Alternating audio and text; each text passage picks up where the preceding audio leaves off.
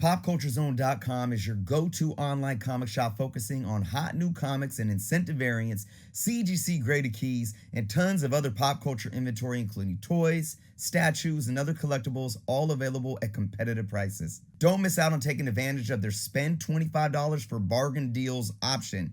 How does this work? Simply add $25 of product to your cart and receive special deals and discounted prices on countless other inventory. Pop Culture Zone ships all over the US, and for anyone buying raw comics, they offer the flat rate shipping charge of only $5.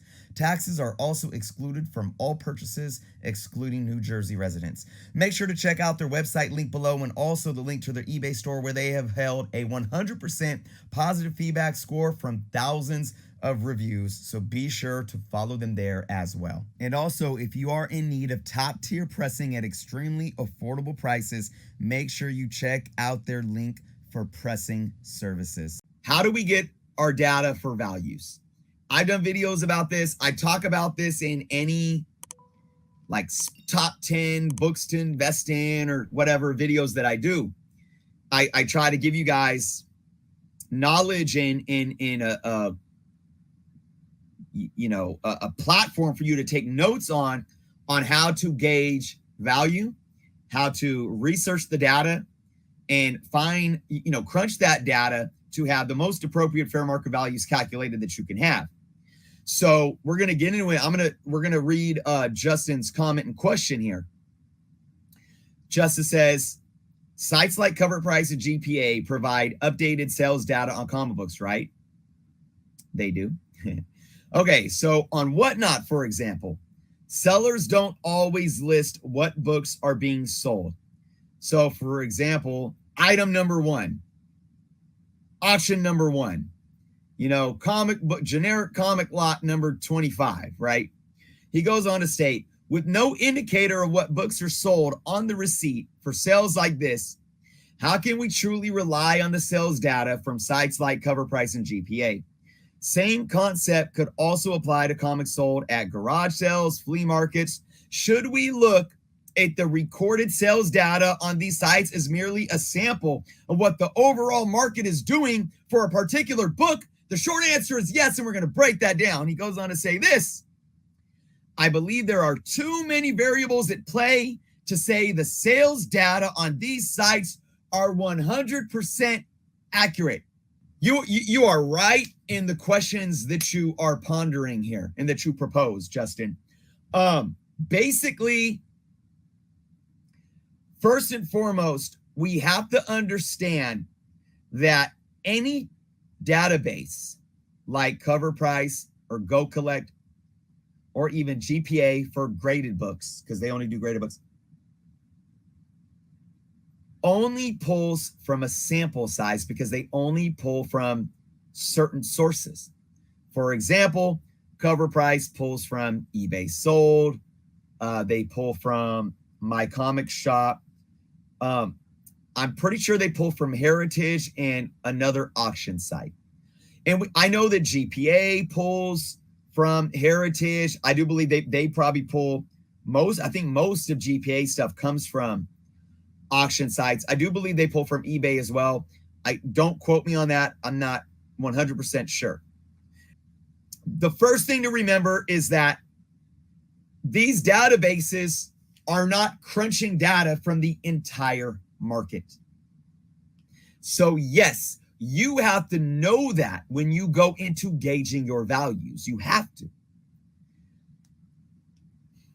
Also, another thing that you need to be aware of is that sometimes the data pulled into these databases is false. And I'm not saying they're falsifying data, but sometimes the algorithms grab things that shouldn't be there. For an example, there was some book that was hot a while back that I was looking at. And I mean, like the average fair market value, just say, was like around $200. But then there was one sale that was like $480. Turns out that they pulled in a sale from eBay that was of a 2-book lot of that book. So that's why I say you can't focus on outliers or just last high sale or et cetera, because sometimes that data can be misleading because this stuff is being pulled in by algorithms, and sometimes things slip through the algorithms that shouldn't be there, that skew the data. All right, keep that in mind as well. So you may then ask yourself, well, how do I know what a real fair market value is? Well, at this point in time, we never will, technically, because I don't think we will ever live in a world where LCS sales are calculated. And once upon a time, LCS sales is where the majority of comics were bought. That might be changing now, especially after COVID, but we still have a large amount. Obviously, there's still thousands of comic shops out there, brick and mortars, and thousands and thousands and thousands of books are being sold every day. Who's tallying those values? Nobody. Whatnot. Nobody's tallying Whatnot. I do hope that one day Whatnot, there could be an algorithm that does graph from Whatnot, at least the sales that specify, like at least for maybe graded books. And if they are putting the listing in as, Amazing Spider-Man 300 CGC 9.6 or something like that, right? That would be great if Whatnot partnered with Cover Price or GPA to allow this to happen, and for all of this data to be pulled into their databases. But you have to understand that this is probably the most important thing, folks. These fair market values should be understood to simply be fair market values in their specific marketplace. And what marketplace is that? It's either online or auction houses. Online, meaning not even live sales. I'm not even talking about live sales. Whatnot, IG live sales, YouTube live sales, Facebook live sales. No, I mean online is in primarily eBay and my comic shop and some of the online auction houses as well. Very small sample size, right? So I made videos before talking about, well, if you're in a different marketplace, the fair market value of that book might change.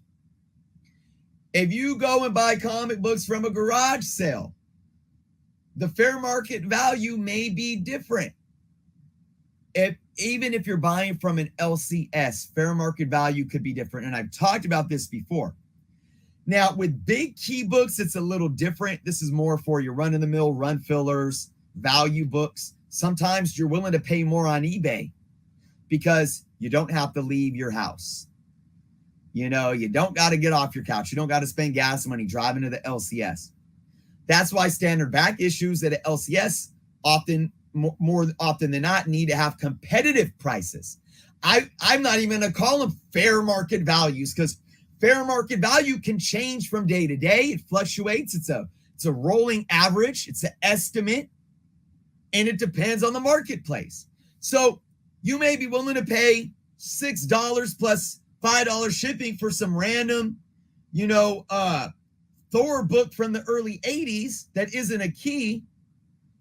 But maybe when you go to an LCS, you don't want to pay $6 for that book.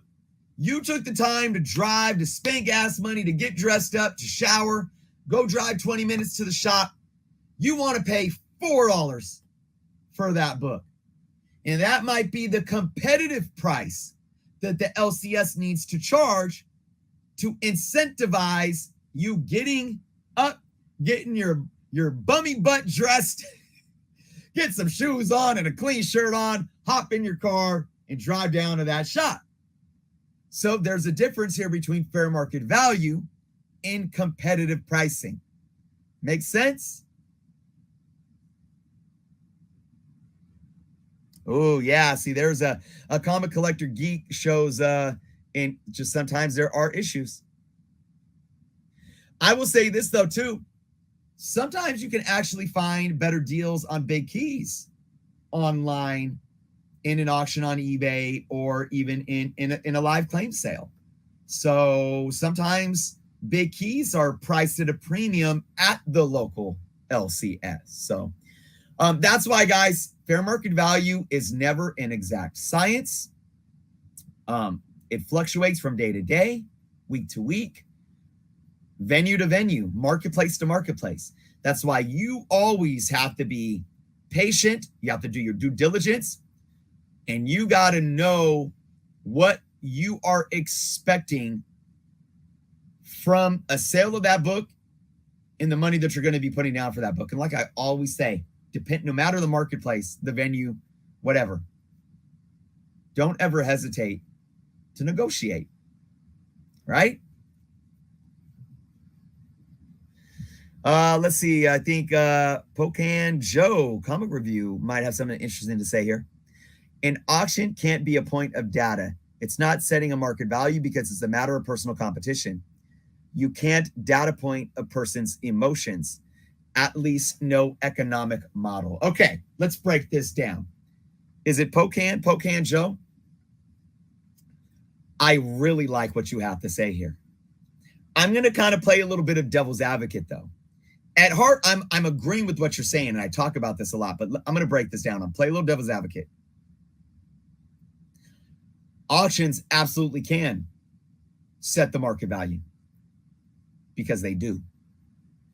They can because they do. And do you know why they do? Because the market, you and I, consumers on the market, you know what we do? You know what we do? And I'm sure Pocan Joe, I'm sure you know this. You know what we do?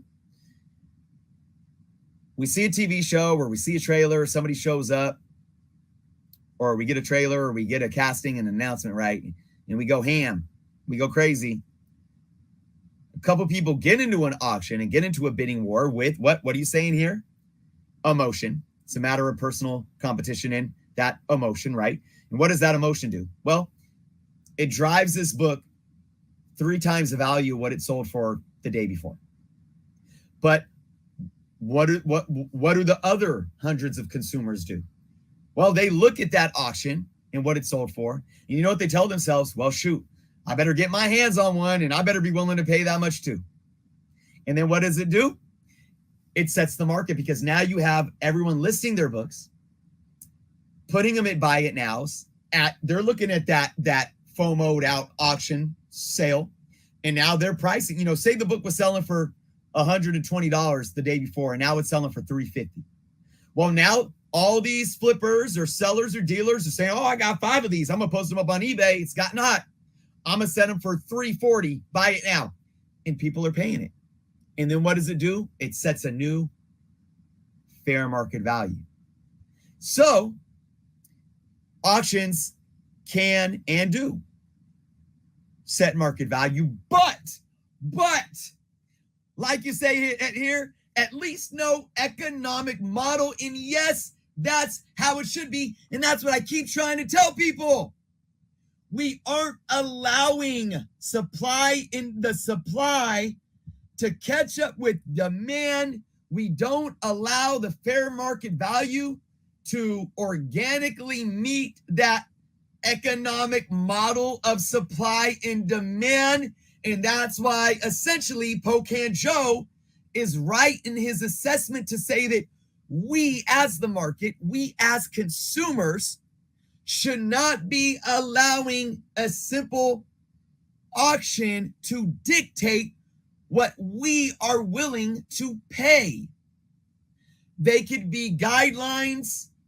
They are indicators of a type of market, but we allow it to influence us so much that it shouldn't. Here's an example of a proper economic model.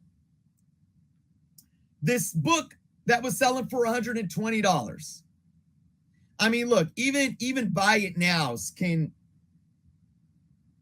No economic model is perfect, and there's always going to be emotion involved. But say this book was selling for $120. And you get everyone flooding the market with buy it now books now that it got hot because of a trailer or cameo appearance in an MCU show or something. and everyone's setting their buy it nows for around $500, and nobody's buying it. What are they going to have to start doing? They're going to have to start lowering their prices until it gets to a market equilibrium, to where then the consumers are willing to pay that fair market value.